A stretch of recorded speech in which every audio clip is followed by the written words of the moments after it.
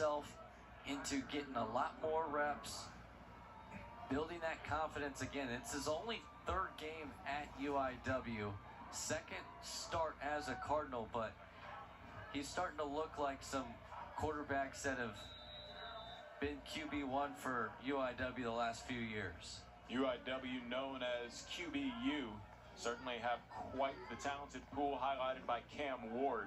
Throw over to the right side, it's completed to James, and he will get across to the 30 for a gain of about 5 yards on first down. And I didn't want to make that comparison so quickly, but he's got that same kind of stature, 6'1", 190. He wears number 2 versus Cam Ward, who wore number 7 in his time as a Cardinal. Colson keeps and slides forward for the first down, moving the chains. Something that I just noticed, or something I noticed during the first drive, UIW taking their time, 7:05 on the last scoring drive. They've even incorporated a huddle occasionally. Now they like to go quick here. Play action. Pass over to the left side, caught by Logan Compton. He gets across midfield and is brought down to the 45 in Wildcat territory. And this is what happens when you vary speed. You got your defense on the heels, miscommunication. Logan Compton's wide swing and open, a good throw and catch, and getting the tight end involved is E.J. Colson. Under 2 minutes left to play in the first quarter. Colson with a dummy count. Changes up to play. Keith Patterson, known for being an aggressive, defensive-minded coach. Colson trying to put that to the test. No real pressure as he drops back. Airs it out deep. Looking for the end zone. Falling down, flags come in. Jalen Waltall draws the PI.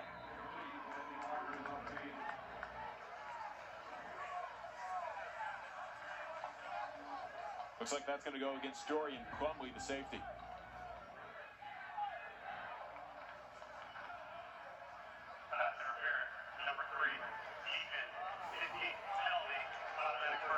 Our referee, Gary Lieber. First chance to see him tonight. And this is just a great throw and good effort by Waltall. Very obvious there by Plumley. Yeah, E.J. Colson tried to rear back and just, again, throw it up to his guy. Threw a little bit of duck, underthrown, but those underthrown passes usually end up being more beneficial for PI as Waltall was trying to come back to the ball.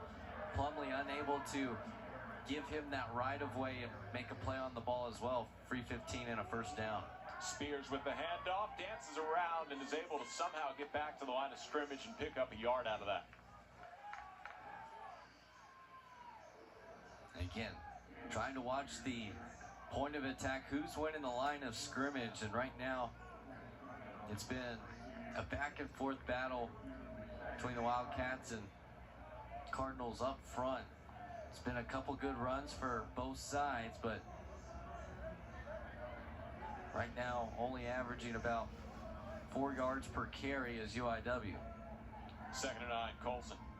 Empty backfield, decides to tuck it and run, and he lowers his shoulder to the 25, stays on his feet, and fights for the first down. He'll be just shy of it, but he showed. 2nd and 9, Colson.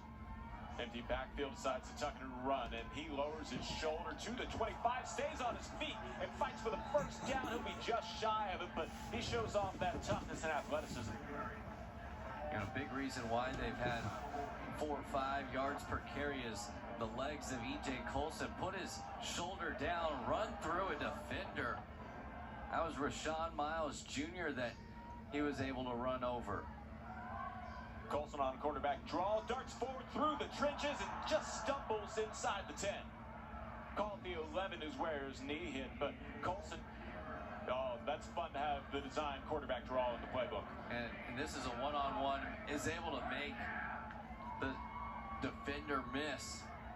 Jordan Mooks having his ankles taken, and unfortunately E.J. Colson had his own ankles taken, or else it would have been 6. That's the end of the first quarter. It was an entertaining first 15 minutes of football. We'll step aside when we come back. Cardinals looking to take their first lead of the evening. Keith Patterson in his 4th year has really put this program on the map, Sam. Yeah, 2-time Coach of the Year, once in the WAC when it was They were still in the WAC in 2022. Last year's UAC Coach of the Year took Abilene Christian to their first ever FCS playoff appearance. They got a home victory.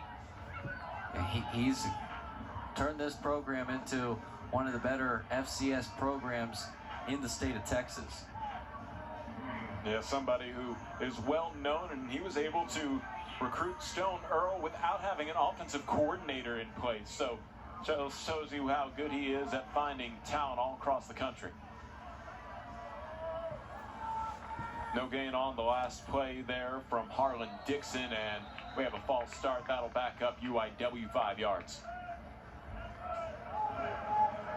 False start, number 54, offense, 5-yard penalty, still second down.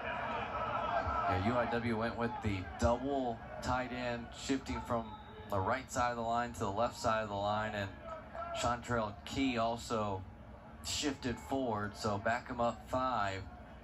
And this is that part of the red zone where, again, UIW can't be settling for 3 points. They've got to find a way to execute and get all 6. Colson finds Waltall on the right side, and Waltall's able to get some of that penalty yardage back towards the original line of scrimmage.